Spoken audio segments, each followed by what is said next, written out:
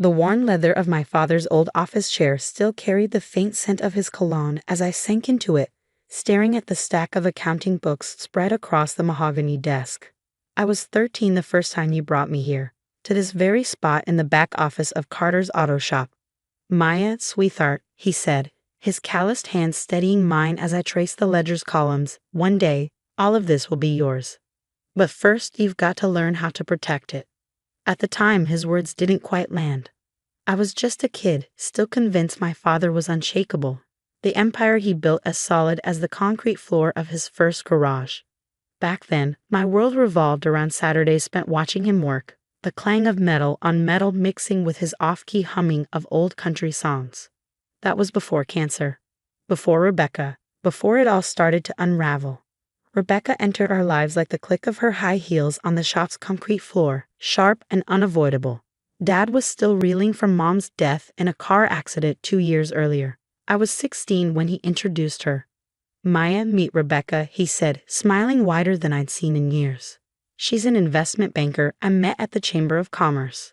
Rebecca extended a perfectly manicured hand, her red lipstick flawless. Your father's told me so much about you, she said, her voice syrupy sweet. When she patted my cheek, I forced myself not to flinch. 6 months later, they were married.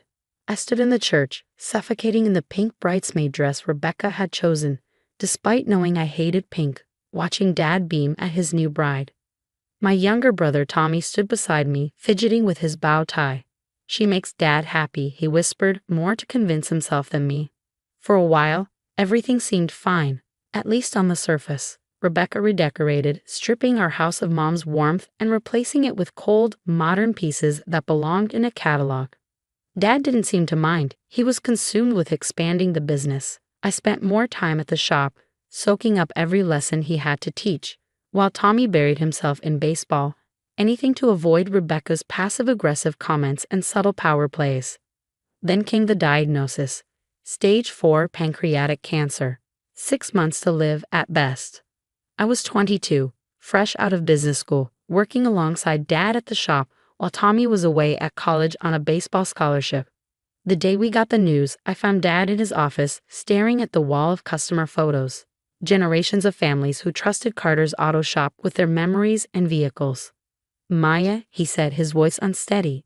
I need you to promise me something. He pulled a thick envelope from his desk drawer, his hands trembling. This has everything: wills, account info, business documents. Don't let anyone change what we've built here. Not even. He hesitated, his gaze flicking toward the front office where Rebecca's laughter echoed. I should have seen it coming. Rebecca's sudden interest in the shop's finances, her incessant suggestions to modernize operations, and the mysterious meetings with Dad's lawyer.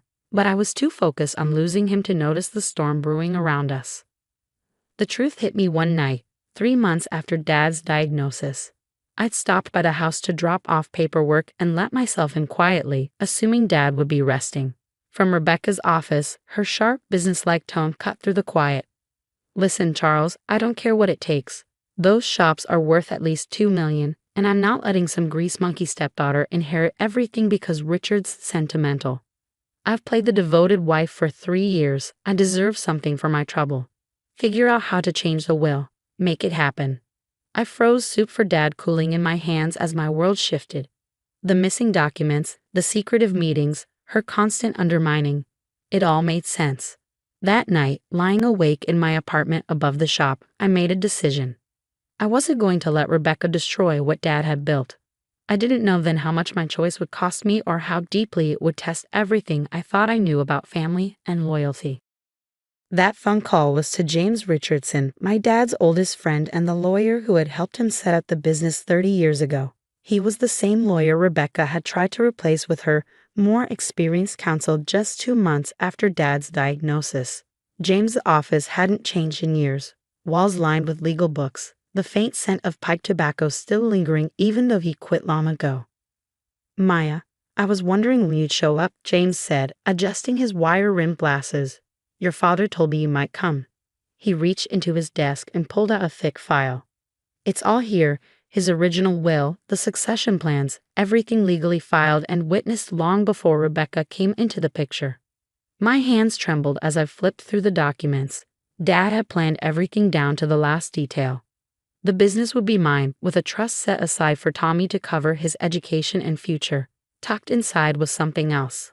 A letter written just 2 weeks ago, its edges shaky from Dad's unsteady hand. My dearest Maya, it read, if you're reading this, then you know the truth about Rebecca. I'm sorry, sweetheart. I was blind, but I see her now for what she really is.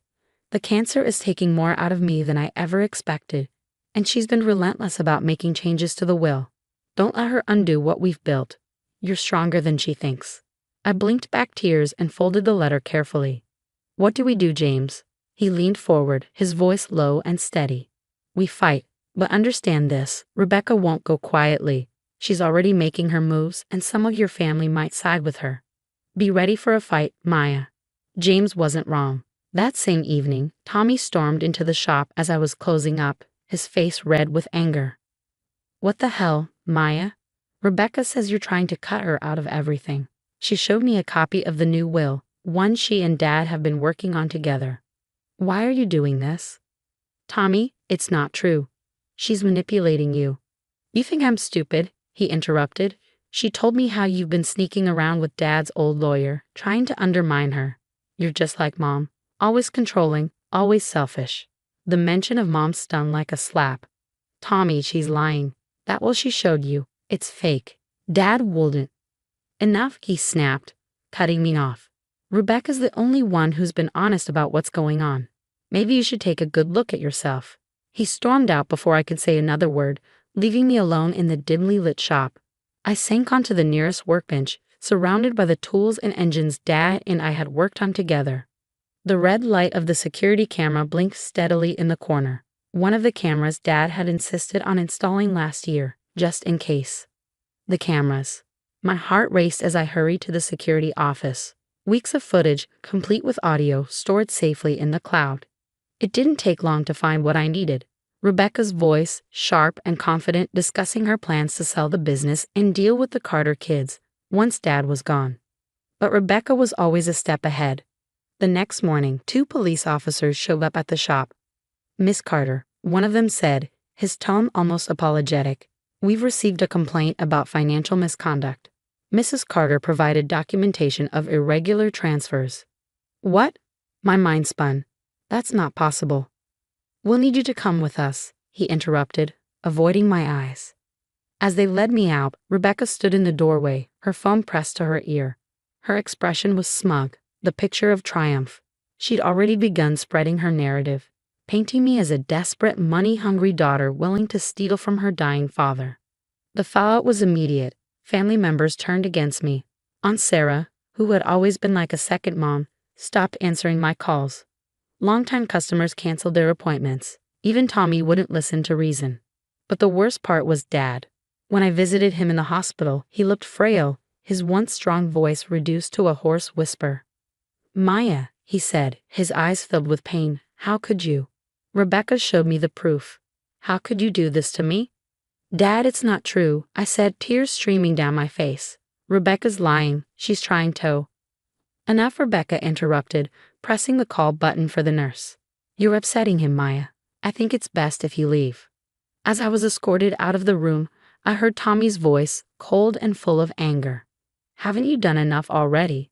That night, I stared at my laptop, reviewing the footage and documents I'd gathered. I had the truth, but truth alone wasn't enough.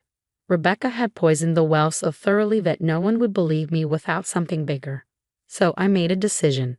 I sent a single text to the one person Rebecca would never expect me to contact, her ex-husband.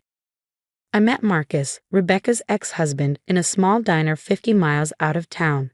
He wasn't the bitter, vengeful man Rebecca had described. Instead, he was a weary accountant with kind eyes and a file folder full of evidence.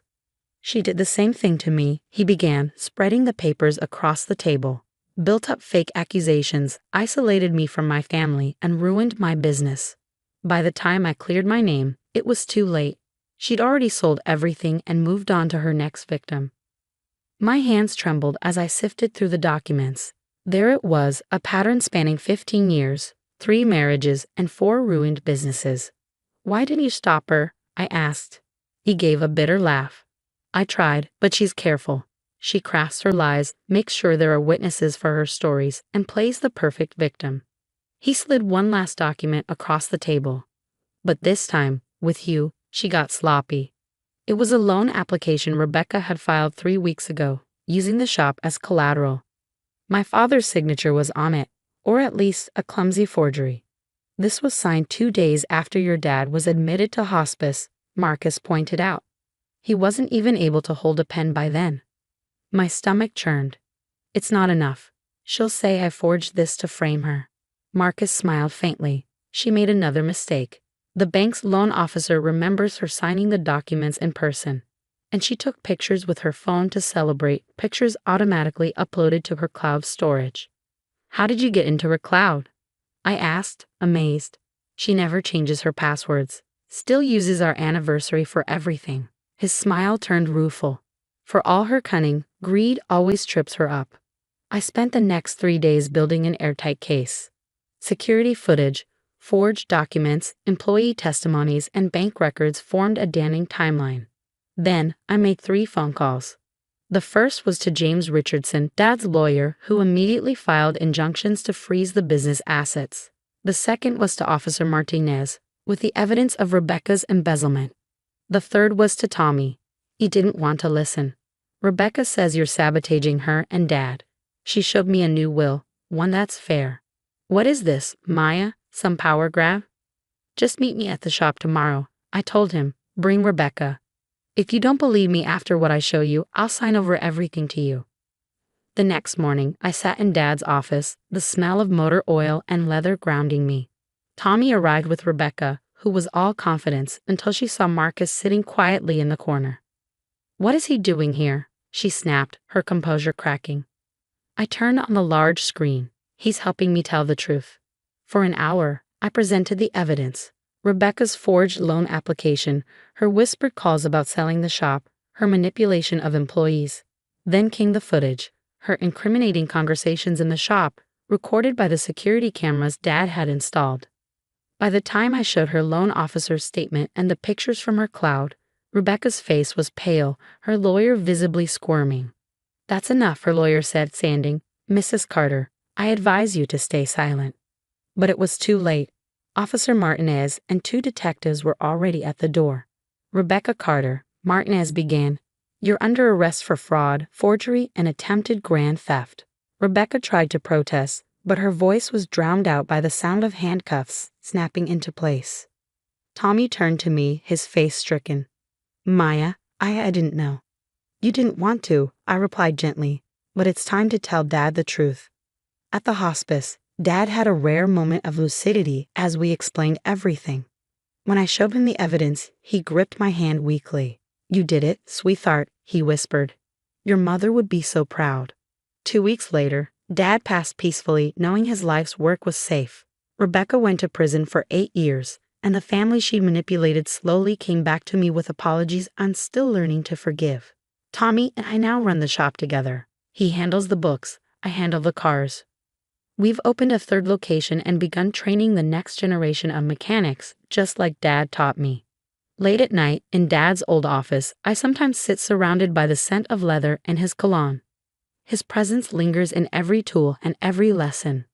Last week, a young girl came in with her father to get their car fixed. Her eyes lit up with curiosity as she explored the shop.